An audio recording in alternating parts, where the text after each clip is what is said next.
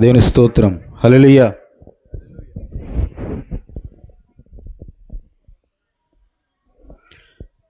ప్రియతమా షారోను పుష్పమా, లోయలో విరిసిన పద్మమా. ప్రియతమా షారోను పుష్పమా, లోయలో విరిసిన పద్మమా. నీ స్వరం వినబడనీయుమా, నీ ముఖం కనబడనీయుమా. పావురమా పరిమళమా యేసయ్య సంగమా.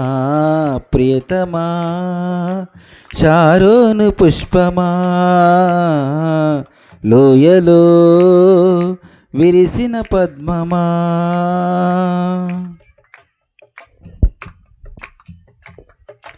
నీవే గదాయ నా ప్రాణము, నీకై వైభవమంత విడిచెను.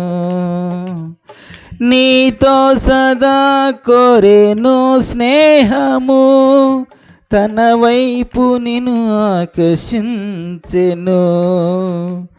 ముడతే లేఖను తన ముందు నేను నిలువబెట్టుకొనగోరెను. ముడతే లేఖను తన ముందు నేను నిలువబెట్టుకొనగోరెను. నీ కొరకే తను తాను అప్పగించుకొనెను. నీ కొరకే తను తాను అప్పగించుకొనెను. ప్రియతమా షారోను పుష్పమా, లోయలో విరిసిన పద్మమా. నీలోనేగా తను సగభాగము, నీకై అని సమకూర్చెను. నీ కోసమే పొందెను గాయము, తన రక్తమంతయు కాచెను. తన రూపానికి నిన్ను మార్చాలని తన సొగసంత కోల్పోయెను. తన రూపానికి నిన్ను మార్చాలని తన సొగసంత కోల్పోయెను. తానుండే లోకమునకు కొనిపోవచ్చును, తానుండే లోకమునకు కొనిపోవచ్చును. ప్రియతమా షారోను పుష్పమా, లోయలో విరిసిన పద్మమా.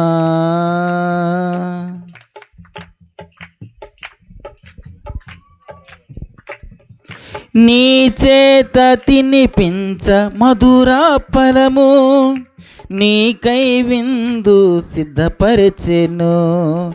నీ మీద ఎత్తెను ప్రేమ ధ్వజము, తన చెంతకు నిన్ను పిలిచెను. జల్దారు వృక్షమై చలని నీడయై తన కాగిట్లో నిన్ను దాచెను. జల్దారు వృక్షమై చలని నీడయై తన కాగిట్లో నిన్ను దాచెను. ఆనంద సాగరంలో నిన్నుంచగోరెను, ఆనంద సాగరంలో నిన్నుంచగోరెను. ప్రియతమా షారోను పుష్పమా, లోయలో విరిసిన పద్మమా. నీ స్వరం వినబడనీయుమా, నీ ముఖం కనబడనీయుమా.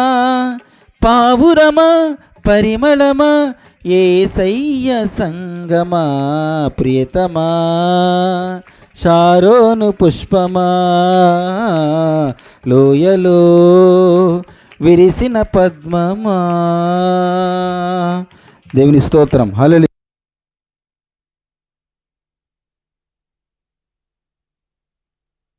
మించు 12 పురుషులు. ఎంతమంది అంట? 12 పురుషులు. తరువాత అతడు సమాజ మందిరంలోనికి వెళ్ళి ప్రసంగించుచు దేవుని రాజ్యమును గురించి తర్కించుచు ఒప్పించుచు ధైర్యంగా మాట్లాడుచు 3 నెలలు గడిపాను. ఎక్కడ గడిపాడు ఈ 3 నెలలు? ఎఫెసులో 3 నెలలు గడిపాడు. తర్వాత చాలా కాలం ఉంటాం మనం చూస్తాం. చూడండి, ధైర్యంగా మాట్లాడతాం అనేది మనం చూస్తున్నాం. దేనిని బట్టి వచ్చింది ఆ ధైర్యం అంటే, పరిశుద్ధాత్ముడు అన్నాడు కదా, నీవు మాట్లాడు, నేను నీకు తోడుగా ఉన్నాను. అంత మాత్రమే కాదు, ఒకవేళ నీకు ఇంకా ఎక్కడ నా మనుషులు ఉన్నారు. నా మనుషులు అంటే మనం బైబిల్ గ్రంథంలో చాలా చోట్ల యోహాను శిష్యులని చూస్తుంటాం కదా. చాలా చోట్ల మార్కు సువార్తికుడు కానీ, మత్తయి సువార్తికుడు కానీ, వీరందరూ కూడా వ్రాసినప్పుడు నీ శిష్యులు ఏం చేయరు? ఉపవాసం చేయరు.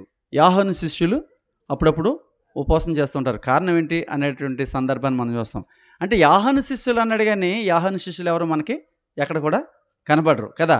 కానీ ఇక్కడ కనబడుతున్నారు. ఎక్కడ కనబడుతున్నారంటే ఈ అపోస్తల కార్యాల గ్రంథంలో మనం ఆ యోహాను శిష్యులు అనుకోవచ్చు, లేకపోతే ఈ సువార్త ప్రకటించబడినప్పుడు యెరూషలేములో, లేకపోతే ఆయా ప్రాంతాలలో, మాసిదోనియాలో కూడా, గలతియా, తర్వాత అకయ, ఇటువంటి ప్రాంతాల్లో కూడా సువార్త ప్రకటించబడింది కదా, మొదటి ప్రయాణంలో, రెండో ప్రయాణంలో కూడా. కాబట్టి ఇక్కడ ఈ వాక్యాన్ని విన్నవారు కావచ్చు, లేకపోతే యేసుక్రీస్తు కాలంలో 70 మంది శిష్యులు చేర్చబడి ఆయన చెప్పినట్టు మాటలకు ఇది చాలా కఠోరంగా ఉన్నాయి ఈ మాటలు అని చెప్పేసి 70 మంది వెనుతిరిగి వెళ్ళిపోతారు. అటువంటి వారు కావచ్చు. ఏదేమైనప్పటికీ ఆయన శిష్యులు అంటూ ఆ ప్రాంతాల్లో ఉండడం మనం చూస్తున్నాం కదా. కాబట్టి అక్కడ పౌలు బహుధైర్యంగా, అంటే ఆ శిష్యులు ఉన్నారు కానీ కాదు, పౌలు యొక్క ధైర్యం ఏంటి? కేవలము పౌలు యొక్క ధైర్యం ఏంటంటే పరిశుద్ధాత్మని యొక్క బలమే పౌలు యొక్క ధైర్యం. పరిశుద్ధాత్మని బలము తప్ప మనుషుల బలము కానే కాదు. ఎందుకంటే ఎంతమంది మనుషులున్నా దేవుని సహాయం లేకపోతే అదంతా కూడా వ్యర్థమైపోతుంది కదా. కాబట్టి పౌలు ఆయన ఎంత బహిర్గంగా మాట్లాడినా, ఎంత ధైర్యంగా మాట్లాడినా కేవలము ప్రభు కృపతో నింపబడిన వాడిగా మాత్రమే మనం చూడాలి తప్ప మనుషులను చూసి వాక్యం ప్రకటించిన వాడిగా మనం చూడాల్సిన అవసరం లేదు. అయితే కొందరు తమ హృదయములను కఠినపరుచుకొని ఒప్పుకొనక అన్నాడు. ధైర్యంగా మాట్లాడుతున్నప్పుడు కొందరు ఏం చేస్తున్నారంట? హృదయాలను కఠినపరుచుకోవడం మనం చూస్తున్నాం కదా. ఈ అపోస్తల కార్యాల గ్రంథం ప్రారంభమైన కాడి నుంచి పరిశుద్ధాత్ముడు ఎంత బహుబలంగా కార్యాలు చేస్తున్నాడో అంతే బహుబలంగా సాతానుడు ఏం చేస్తున్నాడు? ఆటంకాలను సృష్టిస్తున్నాడు కదా. పరిశుద్ధాత్ముడు ఎంత బహుబలంగా తన కార్యాలు జరిగిస్తుంటే సాతానుడు అంతకంటే బహుబలంగా ఏదో ఒక వ్యక్తిని ఎన్నుకుని ఏం చేస్తున్నాడంటే ఆటంకాలు కలిగిస్తూ ఉన్నాడు. అయితే ఇక్కడ వారు ఏం చేస్తున్నారంట? ఈ ఎంత దుష్టాంతాలను ఎత్తి చూపిస్తున్నా కానీ వారు ఒప్పుకొనక ఏం చేశారంటే వారి మనసులు ఏం చేసుకున్నారు? వారి హృదయములను కఠినపరుచుకున్నారు. కఠినపరుచుకోవడం మనం చూస్తున్నాం. కఠినపరుచుకోవడం హెబ్రీలకు రాస్తూ అపోస్తలుడైన పౌలు 3వ అధ్యాయము 13వ వచనం నుండి మనం కొన్ని విషయాలు చూడగలిగితే, హెబ్రీ పత్రికలో 3వ అధ్యాయం 13వ వచనంలో 3:13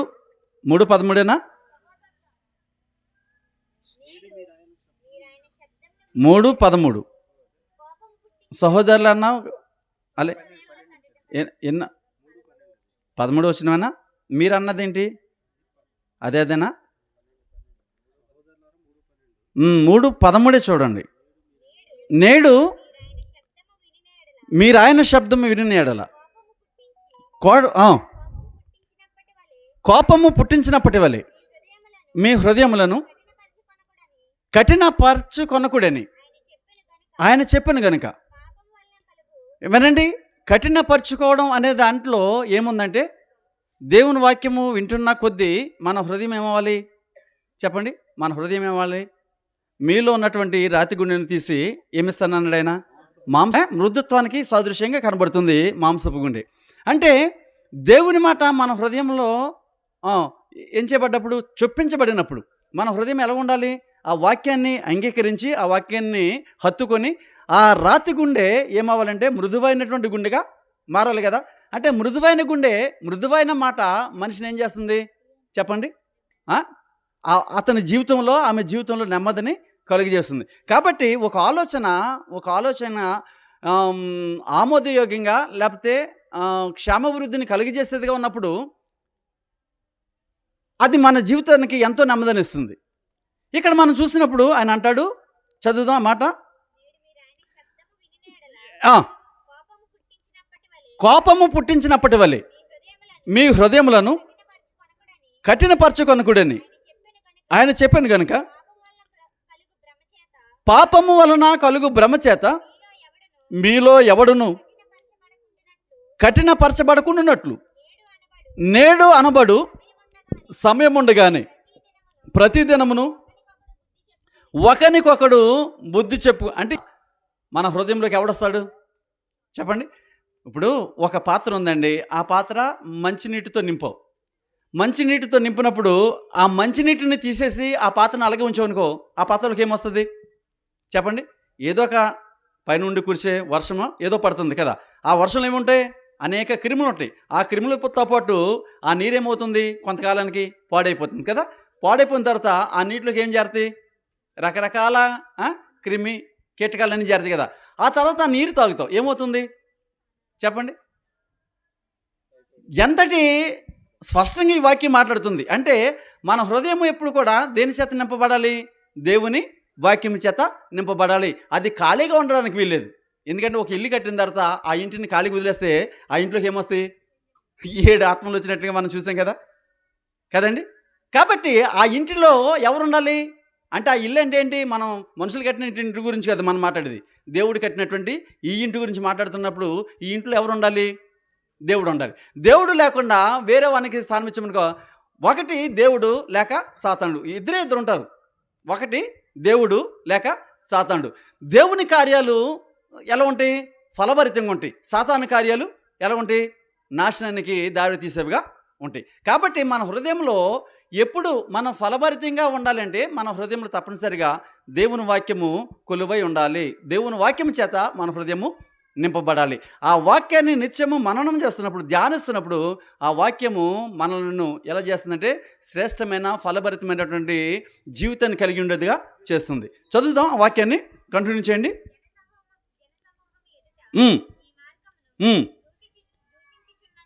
దూషించుచున్నందున అతడు వారిని విడిచి, ఎక్కడికి? హెబ్రీ పత్రిక చదవండి ఒకసారి, 13వ అధ్యాయం 3వ అధ్యాయం 13 నుంచి 16 వరకు చదవండి. కంటిన్యూ చేయండి వాక్యాన్ని. ఎలా అనగా మొదటి నుండి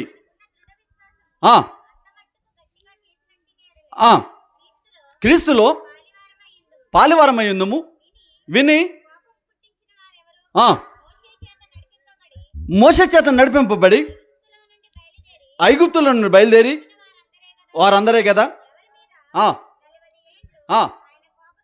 ఎవరి మీద 40 ఏంటి ఆయన కోపగించాడు అని ఆలోచన చేసినప్పుడు, పాపము చేసిన వారి మీదే కదా. వీరందరూ కూడా దేవుని వాక్యాన్ని విన్నవారే కదా. వీరందరూ దేవుని అద్భుతాలు చూసిన వారే కదా. వీరందరూ దేవుడు పెట్టినటువంటి ఆహారం తిన్నవారే కదా. వీరందరూ దేవుడు ఇచ్చినటువంటి మాంసాన్ని భుజించిన వారే కదా. వీరందరూ ఆ శ్రమలలో, ఇరుకులలో, ఇబ్బందులు తప్పింపబడి నడిపింపబడిన వారు కదా. శత్రు యొక్క ఆ చేతుల నుండి, మరణ బంధకాల నుంచి విడిపింపబడిన వారే కదా. వీరే కదా ఎవరి మీద తిరుగుబాటు చేశారు చెప్పండి? ఈ కారణం ఏంటి అంటే వారి హృదయాలను ఏం చేశారు చెప్పండి? వారి హృదయాలను దేవునికి అప్పగింపగా వారి స్వయం నిర్ణయానికి అప్పగించుకున్నారు కనుక వారి హృదయంలో కఠినత్వము ఏర్పడింది. ఆ కఠినత్వాన్ని బట్టి వారు ఏం చేయలేకపోయారు? ఆయన విశ్రాంతిలో ప్రవేశింపలేకపోయారు. అనేక మంది అరణ్యంలో ఏమైపోయారంటే ఎడారి మార్గంలో, అరణ్యంలో కూలిపోయారు. ఎంతటి భయంకరమైన పరిస్థితి!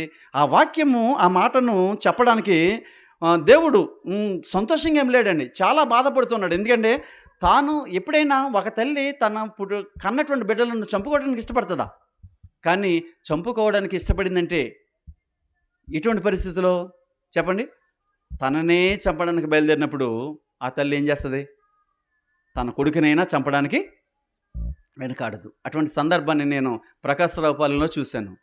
ఒక ముసలి తల్లిదండ్రులను ఒక కొడుకు ఏం చేస్తున్నాడంటే ఆడు బాగుపడాలని ఆటో కొనిచ్చారు. చక్కగా ఆటో వ్యాపారం చేసుకుంటూ వచ్చిన డబ్బులతోటి తాగుతూ తందనలాడుతూ ఆ డబ్బులంతా, ఆ ఆటో డబ్బులంతా నాశనం చేసుకుంటూ ఆఖరికి ముసలి తల్లిదండ్రులు ఉన్నటువంటి ఆ ఇంటిని కూడా అమ్మేయడానికి, ఆ ఇంటిని కూడా అమ్మేసి తన వ్యసనాలకి చేయడానికి, మీరు సంతకం పెట్టకపోతే మిమ్మల్ని పెట్రోల్ పోసి చంపేస్తానని బెదిరిస్తున్నప్పుడు, అలా తరచు కొంతకాలం చూసి అంటాడు. కానీ మమ్మల్ని ఏం చేస్తాడంటే అనుకున్నటువంటి పరిస్థితిలో, తండ్రిగా తల్లిగా మమ్మల్ని గౌరవిస్తాడు, ప్రేమిస్తాడు, అంతటి మాట అన్నాడు కానీ చేయడు అనుకున్న పరిస్థితిలో వాడు పెట్రోల్ కూడా వారి కొరకు సిద్ధం చేసుకున్నప్పుడు ఒక రాత్రి తల్లే చంపేసింది కొడుకుని. చూడండి, సత్యం అండి. ఇది ఎక్కడ కాదు, ఈ ప్రకాశరాపాలెంలో జరిగిన సంఘటన. నల్లజర్ల దగ్గర ప్రకాశరాపాలెం, మనకు తెలుసు కదా బాగా జరిగిన సంఘటన. కాబట్టి అంతటి దుష్కార్యానికి దిగడానికి ఏ తల్లికి ఏ తండ్రికి మనసు రాదు. మరి యెహోవాకి ఎందుకు వచ్చిందంటే, యెహోవా కూడా తన మనుషులను చంపడానిక. మోషే ప్రార్థన చేశాడు, నాయనా నీవు పశ్చాత్తాపడమన్నాడు. ఎందుకు? నీవు ఎక్కడి నుండి? ఐగుప్తు నుండి, ఇనుపు కొలుము నుండి తప్పించి విడిపించి నడిపించి ఈ రోజున ఇక్కడ నువ్వు చంపేస్తే ప్రజలేమనుకుంటారు, కాబట్టి నువ్వు పశ్చాత్తాపడమన్నాడు మోషే యెహోవాను.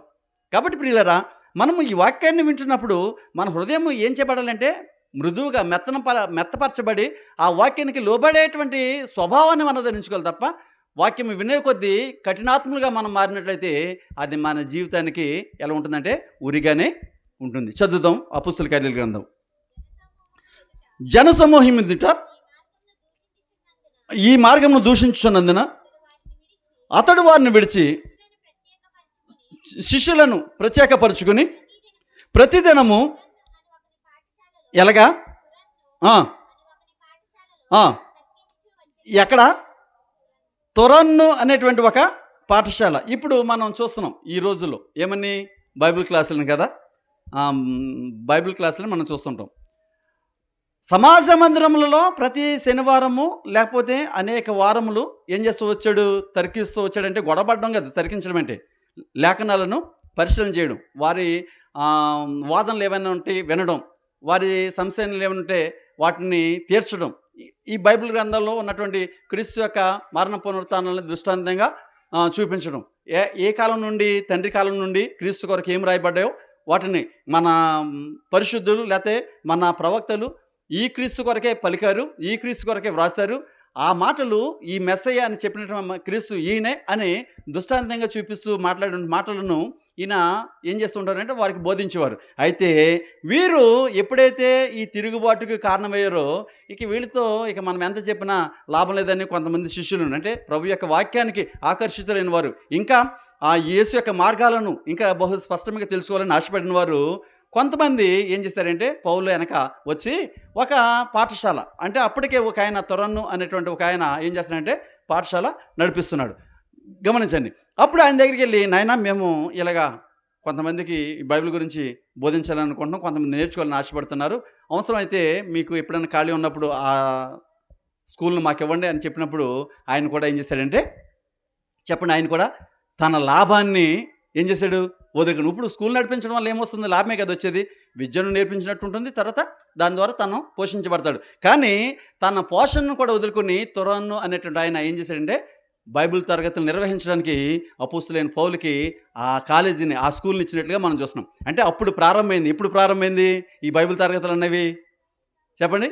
పౌలు కాలంలో అంటే ప్రారంభ శతాబ్దంలోనే ఇప్పుడు మనం చూస్తున్నటువంటి బైబిల్ తరగతులు ఉన్నాయి. మరి అప్పటి ఈ 2025 సంవత్సరాల కిందట ప్రారంభమైనటువంటి బైబిల్ తరగతులు మరి మన మధ్యకి ఎందుకు రాలేకపోతున్నాయి? మనం అంటే మనకేం లేదంటే ఆసక్తి లేదు, మనకు ఆసక్తి లేదు. చూడండి, మన పేటలో ఎంతమంది, మన సంఘంలో ఎంతమంది యవనస్తులు ఉన్నారు, ఎంతమంది చదువుకున్న పిల్లలు ఉన్నారు.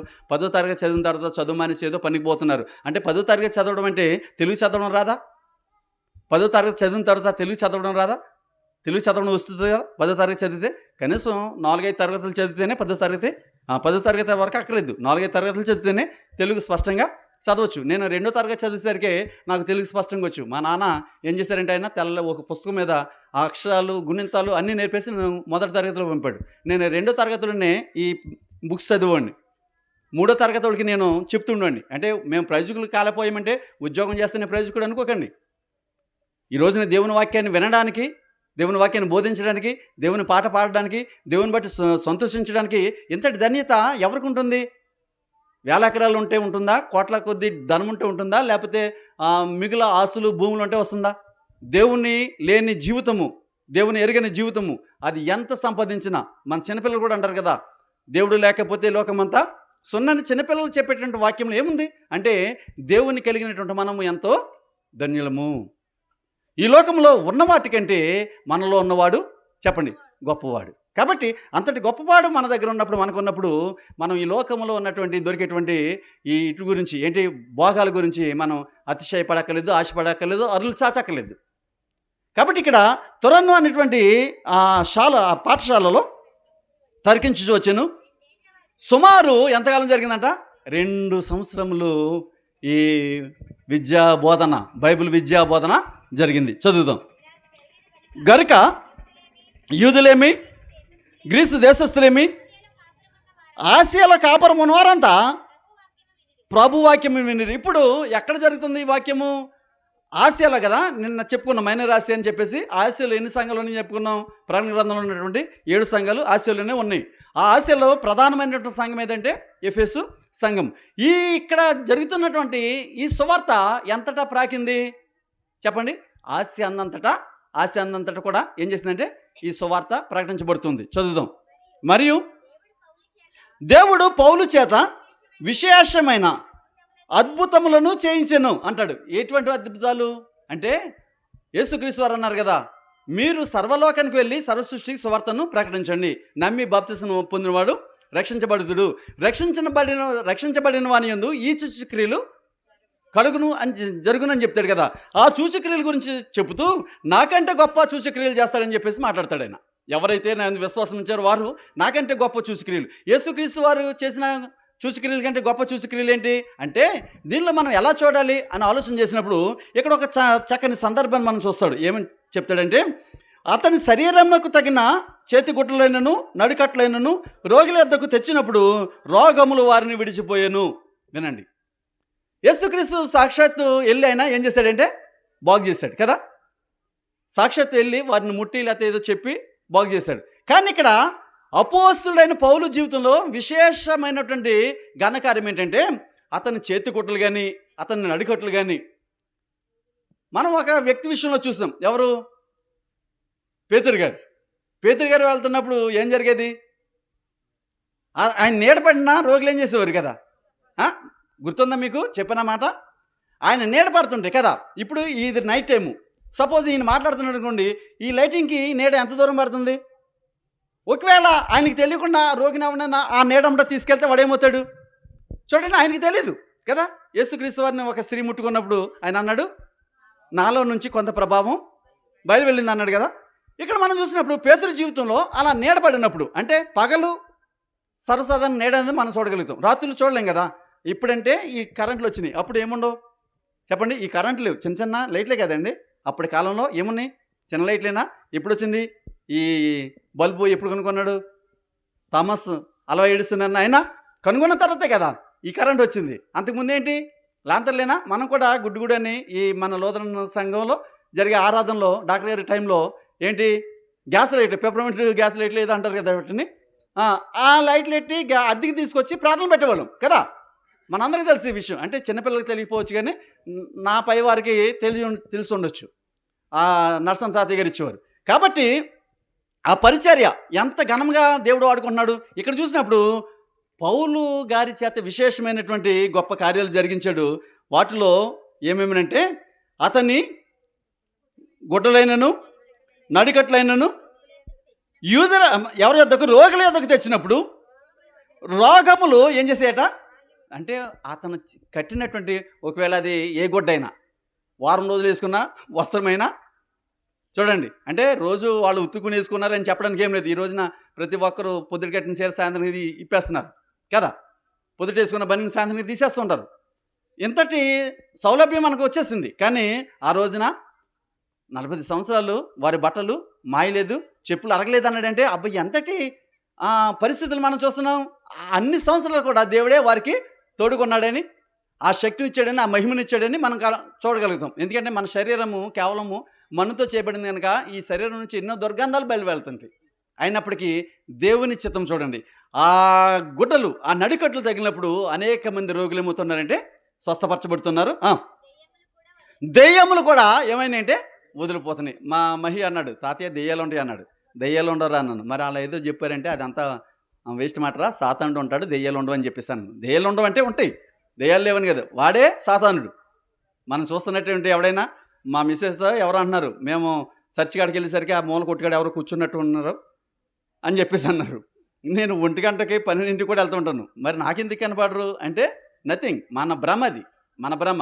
సాతానుడు మనల్ని ఎలాగైనా శోధించడానికి చూస్తుంటారు. భయపడితే ఇంకా భయపడతారు. కొంతమంది నేను చూసి భయపడే వాళ్ళు ఉంటారు కదా కదా నేను చూసి ఎగురు గంతేసే వాళ్ళు ఉంటారు. నో, మన పక్కన ఇప్పుడు కూడా దేవుడు ఉన్నాడు, మనకు తోడుగా దేవుడు ఉన్నాడు. సాతాన్ని మనం భయపెట్టాలి తప్ప మనల్ని సాతాను భయపెట్టకూడదు అనేటువంటి విషయాన్ని మనం గ్రహించాలి. సాతానుడు చాలా తెలివైనవాడు, మన బలహీనతలు బాగా ఎరిగినవాడు. కాబట్టి వాడిని జయించేవారుగా మనం ఉండాలి, కానీ సాతాను చేత పీడింపబడేవారుగా. ఒకవేళ ఏదైనా బలహీనత వచ్చినప్పుడు కూడా ఆ బలహీనతను యేసు నామములో మనం ఏం చేయాలి? జయించాలి. ఆ శక్తిని దేవుడు ఇస్తాడు. నాయనా, ఈ శోధన ఉంది, ఈ శోధన జయించే శక్తి నాకు ఏం, నువ్వు ప్రార్థన చేసినప్పుడు తప్పనిసరిగా తండ్రి ఆ ప్రార్థన వింటాడు. చదువుదాం. అప్పుడు దేశ సంచారులను ఎవరలా? మాంత్రికులనైనా కొందరు యూదులు. మరి చూడండి ఎంత భ్రష్టత్వానికి దిగజారిపోయారు. ఈ మాంత్రికులు ఎవరట? యూదులే. ఈ మాంత్రికులు యూదులే. యూదులకు ఉన్నటువంటి గొప్ప ధన్యత ఏంటి? రోమపత్రిక మనం 3వ అధ్యాయం చూస్తాం కదా, యూదుని కలిగిన ఆధిక్యం ఏమనగా అని చూస్తాం కదా. ప్రతి విషయమందును అధికమే. మొదటిది దేవోక్తి యూదుల పరము చేయబడిన అన్నాడు. మంత్రాలు యూదుల పరం చేయబడి అన్నాడా దేవుడు? అంటే దేవుని వాక్కు ఎవరు పరం చేయబడింది? ఎవరు సొంతమైంది? యూదుల పరమైంది. అటువంటి యూదులు ఇప్పుడు ఎంతటి భ్రష్టత్వానికి లోనైపోయారు? వారు ఎటువంటి వారు ఉన్నారంటే మాంత్రికులుగా ఉన్నారు. చదువుదాం. అప్పుడు దేశ సంచారులను మాంత్రికులైన కొందరు యూదులు పౌలు ప్రకటించు యేసుతోడు మిమ్మును ఉచ్చాటన చేయుచున్నానన్న మాట చెప్పి దెయ్యములు పట్టిన వాని మీద ప్రభువైన యేసు నామమున ఉచ్చరించుటకు పూనుకొనిరి. యూదుడైన స్కావయును ఒక ప్రధాన యాజకుని కుమారులు 7 అలాగూ చేచుండిరి. ఎవడు? యూదుడైన స్కావ. ఈ స్కావ గురించి మనం చాలా సందర్భంలో మనం గతంలో వాక్యాన్ని మాట్లాడుకుంటున్నట్టున్నాం. వీడు ఒక ప్రధాన యాజకుని కుమారులు 7 కలిసి ఏం చేస్తున్నారంట? అలాగూ చేస్తున్నప్పుడు ఆ దురాత్మ పట్టినవాడు అన్నాడు, నేను యేసుని ఎరుగుదును, పౌలును కూడా ఎరుగుదును, కానీ మీరెవరని అడిగగా ఆ దెయ్యము పట్టినవాడు ఎగిరి వారి మీద పడి వారిని ఇద్దరిని లొంగదీసి గెలిచెను. అందుచేత వారు దిగంబరులై గాయములు తగిలి ఆ ఇంటి నుండి పారిపోయిరు అన్నాడు. ఎవరు చేస్తున్నారు ఇక్కడ? చూడండి, ఎవరిని జయిస్తున్నారంటే ఒక దెయ్యము పట్టినవాడు ప్రభు అయిన యేసు నామమున నేను ఉచ్చాటన చేస్తున్నాను, నువ్వు వదిలిపోమన్నప్పుడు, అంటే అంతటి మాట ఎవరు అంటున్నారు? ఒక పేతురు అన్నాడు, ఒక పౌలు అన్నాడు, లేకపోతే యేసుక్రీస్తు వారు ఏర్పరచుకున్నట్టు శిష్యులు అన్నారు. గమనించండి, వారి ద్వారా పరిశుద్ధాత్మను ఎన్నో కార్యాలు జరిగించాడు. వీటిని చూసి ఎవరు అడిగాడు ఆ పరిశుద్ధం నాకు వరం ఇమ్మని? సీమోన్, గారడి సీమోన్ కూడా అడిగాడు కదా. ఇటువంటి వ్యక్తులు తారసపడుతున్నారు. అంటే ప్రభు యొక్క వాక్యాన్ని, ప్రభు యొక్క శక్తిని మనం బలమిచ్చి ధనమిచ్చి కొనేది కాదు. ఎప్పుడు సాధ్యమవుతుంది అంటే అది కేవలము మనలను మనం ఆయనకు సమర్పించుకున్నప్పుడు మాత్రమే సాధ్యమవుతుంది. నువ్వు ఎన్ని బంగారం నీతో నశించుగాక అన్నాడంటే దాని అర్థం ఏంటి అంటే ధనం ఉంటే ఏమైనా చేయొచ్చనేటువంటి అపోహ మనకు ఉండొచ్చు. కానీ ప్రభువు దగ్గర నీ ధనము కూడా ఏంటి? నీ ధనము కూడా వ్యర్థమే, వ్యర్థమే, వ్యర్థమే. కాబట్టి ధనరాశులకు ఆయన లొంగేవాడు కాడు. ఎవరికి లొంగుతాడు ఆయన అంటే ఎవరైతే దీనుడై నలిగిన హృదయం కలగవాడై మనసారా ఆయనను ప్రార్థిస్తాడో ఆ వారి యొద్దకు ఆయన వచ్చి. చూడండి, ఒక దీనుని యొద్దకు ఆయన వస్తాడు తప్ప నువ్వు కోట్లు గడిస్తే నీ యొద్దకు ఆయన రాడు. ఎందుకు రాడంటే కోట్లు గడించిన వారిని హృదయంలో ఏముంటుంది చెప్పండి? గర్వమే కదా. మనం చూస్తాం కదా, ఒక వ్యక్తి లోకమంతా సంపాదించి నా ప్రాణమా తినుము త్రాగుమన్నాడు కదా కదండి. కాబట్టి వాటిలో ఏం కనపడుతుంది మనకి చెప్పండి? గర్వమే. కనుక ఇక్కడ మనం చూసినప్పుడు ఆ దెయ్యము వారిని ఏం చేసిందంటే మీద పడి వారిని లొంగ తీసుకున్నప్పుడు వారు దిగంబరులై పారిపోయారట. చూడండి ఎంతటి అవమానమో చూడండి. వారు బలవంతులు అనుకున్నారు, యేసునామమును ఏదో చేద్దారనుకున్నారు. వారు మాంత్రికులుగా మంత్ర విద్యలను తంత్ర విద్యలను నేర్చుకుని, దేవుని శక్తి ఎవరు వశమవుతుందండి? ఎవరి తరం అవుతుంది? ఇక్కడ పారిపోయి చదువుదాం. ఈ సంగతి ఎఫెసులో కాపురమున్న సమస్తమైన ఎవరికి? యూదులకును గ్రీసు దేశస్థులకును తెలియవచ్చినప్పుడు వారందరికీ కూడా ఏం కలిగింది? ఎవరికి తెలిసినప్పుడు ఈ సంగతి? ఎఫెసులో ఉన్నటువంటి, అంటే ఆసియా మైనర్ ఆసియాలో ఉన్నటువంటి ప్రతి జనాంగానికి ఈ సంగతి తెలిసింది. ఏ సంగతి చెప్పండి? దెయ్యము వీరిని గెలిచింది అనేటువంటి సంగతి. తర్వాత దేవుని కార్యాలు ఆ ప్రపంచమంతటా, ఆ దేశమంతటా, ఆ ప్రాంతమంతటా ప్రకటించబడుతున్నాయి. అయితే వీరికి కలిగిన భయం దేనికి కలిగింది అని ఆలోచన చేసినప్పుడు కింద చూద్దాం. గనుక ప్రభు అయిన యేసు నామము గణపరచబడిను. అంటే ఈ కార్యాలన్నీ కూడా ఈ స్కావా కుమారులు కానీ, ఈ ప్రధాన యాజకుని కుమారులు కానీ, స్కావా కానీ ఎవరి నామాన్ని బట్టి చేశారు వీళ్ళు? వేసి నామాన్ని బట్టి కాదు, తాంత్రిక విద్యలను బట్టి వారు చేశారు కదా. కానీ ఆ దెయ్యం పట్టినవాడు, దురాత్మ పట్టినవాడు ఏమన్నాడు? నేను యేసును ఎరుగుదును, నేను పౌలును ఎరుగుదును, మీరెవరు నాకు తెలియదు. అంటే నాకు యేసు మీద కానీ పౌలు మీద కానీ అధికారం లేదు, నేనైతే వారిని జయించలేను, కానీ మీరైతే నా ముందు ఎందుకు కూడా పనిచేయరు. అంటే ఇప్పుడు ఎవరి నామం ప్రకటించబడింది? ఆ దెయ్యము పట్టిన వాని చేత కూడా ఎవరి నామం ప్రకటించబడింది అంటే యేసునామము. ఈ సత్యమైనప్పుడు ఆ ప్రాంతం అంతటా, అంత మాత్రమే కాకుండా ఇంకా ఎక్కడ? ఆసియాలోను, ఇంకా ఎఫెసులోను, ఇంకా ఎక్కడ? ఎఫెసులో కాపురం ఉన్న సమస్తమైన యూదులకును గ్రీసు దేశస్థులకును తెలియవచ్చినప్పుడు వారందరికీ భయం కలిగను. గనుక ప్రభువైన యేసు నామమును గణపరిచిరి. విశ్వసించిన వారు అనేకులు వచ్చి తమ తెలియజేసి ఒప్పుకునిరి. మరియు మాంత్రిక విద్యను అభ్యసించిన వారు అనేకులు తమ పుస్తకములను తెచ్చి అందరి ఎదుట వాటిని కాల్చివేసిరి. వారు వాటిని లెక్క చూడగా వాటి వేళ 50,000 ఎండి రోకలాయను. ఇంత ప్రభావముతో ప్రభువాక్యము ప్రబలమై వ్యాపించను. మాంత్రికులు ఈ సంగతి ఉన్నప్పుడు వారు నేర్చుకున్నటువంటి ఆ మాంత్రిక విద్యకు సంబంధించినటువంటి పుస్తకాలు ఏవైతున్నావో వాటిని ఏం చేశారంటే కాల్చివేశారు. కాల్చివేసినప్పుడు అంత మాత్రమే విడిచిపెట్టగా పరిశుద్ధాత్ముడు ఏం చెప్తున్నాడంటే వాటి వెల ఎంత? 50,000 వెండి రోకలు ఆయన అన్నాడంటే 50,000 ఎండి రోకలు అంటే దాని ఖరీదు ఇప్పుడు $1.5 బిలియన్. ఒకసారి కొట్టండి, మీ దగ్గర ఇది ఉంటే ఎంత వస్తుందో.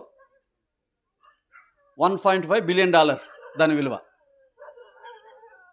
మిలియన్ డాలర్స్, 1.5 మిలియన్, 1.5 మిలియన్ కొట్టండి ఒకసారి.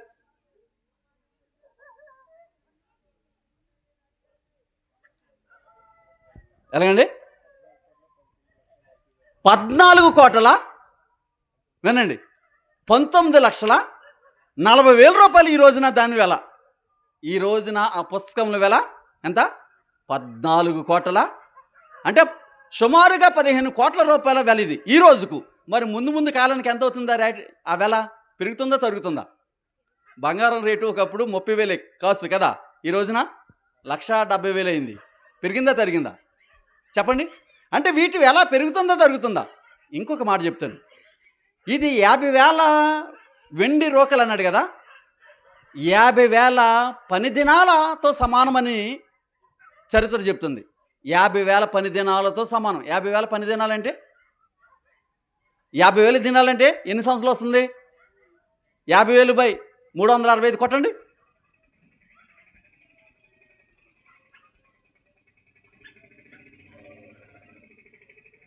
ఎంతండి? 37 సంవత్సరాల 137 సంవత్సరాల కష్టార్జితం. ఏనండి 137 సంవత్సరాలు కాదు, 37 సంవత్సరాలు కష్టపడతామా మనం 37 సంవత్సరాలు కష్టపడతామా? ఎందుకంటే మన వయసు కొంచెం 20-25 సంవత్సరాలు వచ్చిన తర్వాత కానీ నిర్ధారించబడదు. ఆ వచ్చిన తర్వాత భార్యతోటి బిడ్డలతోటి సంతోషించడం, ఈ జీతం ఉంటుంది. తర్వాత ఖచ్చితంగా కష్టపడేది ఎంత ఉంటుంది? ఒకవేళ మనం బాగా కష్టపడితే 45-50 సంవత్సరాల వయసు, లేక ఒక 60 సంవత్సరాల వయసు వరకు కష్టపడతాం. తర్వాత ఏం చేయడానికి? 60 సంవత్సరాల తర్వాత గవర్నమెంట్ కూడా నేనేం చేయదు, ఏం చేయదు చెప్పండి? పని చేయనివ్వదు కదండి, లెక్కలోకి తీసుకోదు, వేస్ట్ అని మూల కూర్చో ఉంటుంది. నువ్వు చేసుకుంటూ చేసుకో, కానీ నువ్వు దేనికన్నా ఒక డ్వాక్రా రుణానికి అర్హులు కాదు కదండి. 60 సంవత్సరాలు వచ్చిన ముసలిని పక్కన పెట్టేస్తున్నారా? అంటే మన వయసు ఇంకా ఎంతకాలం గట్టిగా ఉంటే, ఒకవేళ 56, 57 కాడ ఉన్నాం అనుకోండి, ఇంకా 2-3 సంవత్సరాల్లో మన వయసు ఏమైనట్టు చెప్పండి? ఇప్పుడు సపోజు నీ వయసు 55 సంవత్సరాలు, ఇంకొక 5 సంవత్సరాల్లో నీ వయసు దేనికి రాదు? లెక్కలోకి రాదు. ఒకవేళ 59 సంవత్సరాలు, నెక్స్ట్ ఇయర్ వరకే నీ వయసు పరిమితి. తర్వాత నీవు ఏం చేయబడతావు చెప్పండి? ఏం చేయబడతాం? లెక్కలో నుంచి తీసివేయబడతామండి కదా. కాబట్టి ఇక్కడ మనం చూసినప్పుడు అంతటి విలువైనటువంటి పుస్తకాలను వారు ఏం చేశారంటే, మాసిదోనియా, అకయం దేశం మార్గములను వచ్చి యెరూషలేమునకు వెళ్ళవలెనని మనసులో ఉద్దేశించి రోమా కూడా చూడవలెనని అనుకొనెను. అప్పుడు పరిచర్య చేయి వారిలో తిమోతియు, ఎరస్సు అను వారు ఇద్దరిని మాసిదోనికి పంపి తాను ఆసియాలో కొంతకాలం ఉండెను. ఆ మాసిదోనికి ఎందుకు పంపాడు అనేది మనం ముందు చూద్దాం. ఎందుకంటే ఒకవేళ నేను చెప్పేసి ముగిచ్చేస్తాను, పోనీ మాసిదోనికి ఎందుకు పంపాడు అనేది. మాసిదోనికి ఎందుకు ఆదరించారు, సహోదరులను ఆదరించారు. కాబట్టి ఇటువంటి పరిస్థితులు వచ్చినప్పుడు మనం తప్పనిసరిగా మనంత సహాయం మనం చేయాలి అనే ఆలోచనతోటి ఆయా సంఘాలలో ఆయన ఆ ప్రకటన చేస్తూ ఉంటాడు. ఆ ప్రకటన చేసినటువంటి సందర్భంలో కొరింథీయులకు రాసిన మొదటి పత్రిక మన 16వ అధ్యాయం మనం చూస్తాం కదా. మొదటి నుండి కొన్ని వచనాలు చూడండి ఒకసారి. పరిశుద్ధుల కొరకైనా సందా విషయమైతే నేను గలతీయ సంఘంలోకి నియమించిన ప్రకారం మీరును చేయండి. అంటే మొదటగా వెళ్ళింది ఏంటి? గలతీయ ప్రాంతం కదా. ఆయన మొదటి ప్రయాణంలో చేసింది. మొదటి లేఖ కూడా గలతీయులకు రాసిన మొదటి లేఖ అని చెప్పాను కదా. ఆయన రాసిన 14 పత్రికల్లో మొదటి పత్రిక గలతీయులకు రాసిన పత్రిక అని చెప్పాను కదా. ఆయన అంటాడు, గలతీయులకు నియమించిన నియమమే మీకును నియమించున్నాను. నేను వచ్చినప్పుడు ప్రతి ఆదివారమున మీలో ప్రతివాడును తాను వర్ధలను కొలది చేయవలెను. నేను వచ్చినప్పుడు ఇతరు వారి చేత మీ ఉపకార ద్రవ్యమును ఎక్కడ పంపుతానన్నాడు చూడండి. మనం చాలా సందర్భాల్లో ఈ వాక్యాన్ని మీరు వర్ధిల్లే కొలది ఇవ్వాలి అని చెప్తున్నాం కదా. ఈ వర్ధిల్లే కొలది ఇచ్చేది ఎవరి కొరకంటే చెప్పండి? పాస్టర్ ఇల్లు మీద ఇల్లు కడతాడని కాదు, పాస్టర్ వాళ్ళ బిడ్డలకి పెళ్ళిళ్ళు చేసుకుంటాడు కానీ కాదు, పాస్టర్ ఏదో 10 కార్లు కొనుక్కుంటాడని 10 మందికి అప్పులు ఇస్తారని కాదు. నేను ఒక పాస్టర్ గారి గురించి విన్నాను ఈ మధ్యనే. 100కి 15 రూపాయలు వడ్డీ అంట. పాస్టర్ గారే మనకి కూడా వాక్యం చెప్పాడు. ఆయన వచ్చి అనేక సందర్భాలు చెప్పాడు మనకు వాక్యం. ఆయన 100కి 15 రూపాయలు వడ్డీ అంట కదా. కాదు, ఆ పేరు చెప్తే ఇంతకులే బాగోదు, చెప్తాం, పర్సనల్గా చెప్తాను. 15 రూపాయలు వడ్డీ అంటే దేనికోసం? ఇది ఏం పట్టుకెళ్తారని, ఏం చేద్దారని చెప్పండి? కాబట్టి వడ్డీ వ్యాపారం చేసుకో, తప్పలేదు. కానీ నీ వడ్డీ వ్యాపారం ఏమై ఉండకూడదు? అన్యాయమై ఉండకూడదు. వ్యాపారం చేయడం తప్పలేదు. లోకంలో ఉన్నటువంటి లోక మర్యాద ఏముంది? 100కి రూపాయన్నరనో 2 రూపాయలను ఉంది, లేకపోతే ఇంకా 3 రూపాయలని కూడా ఉంది. తప్పేం లేదు. 5 రూపాయలు కావాలి, 10 రూపాయలు కావాలి, 15 రూపాయలు కావాలనడం చాలా హాస్యాస్పదంగా ఉంటుంది. కాబట్టి హాస్యాస్పదం అనే మాట ప్రక్కన పెడితే ఇది దేవుని నియమానికి విరుద్ధంగా కూడా ఉంటుంది. ఇక్కడ మనం చూసినప్పుడు ఏం చెప్తున్నాను, ఈ సంద దేని కొరకంటే పరిశుద్ధుల కొరకైనటువంటి పరిచర్య కొరకు. ఎవరికి అంటే యెరూషలేములో ఉన్నటువంటి యెరూషలేములకు వస్తారు. దేనికి వస్తారు? మరలా రాబోతుంది. ఏ పండుగ? పెంతెకొస్తు పండుగ మరలా రాబోతుంది. ఆ పండుగకి మేము వెళ్ళినప్పుడు మీరు ఎవరన్నీ యోగ్యులను ఇస్తారో వారి చేత ఆ యొక్క ధనాన్ని, మీరు పోజేసిన ధనం ఎంతైతే ఉందో అంత పత్రాలు ఇచ్చి పంపించండి అని చెప్పేసి మాట్లాడతాడు. వాక్యాన్ని ముగిస్తున్నాను. రేపటి నుండి వాక్యాన్ని కంటిన్యూ చేసుకుందాం. తలలో వంచండి, ప్రార్థన చేద్దాం. పరిశుద్ధుడా, కృపగల మా తండ్రి, మీ పరిశుద్ధమైన ఘనమైన శ్రేష్టమైన నామమున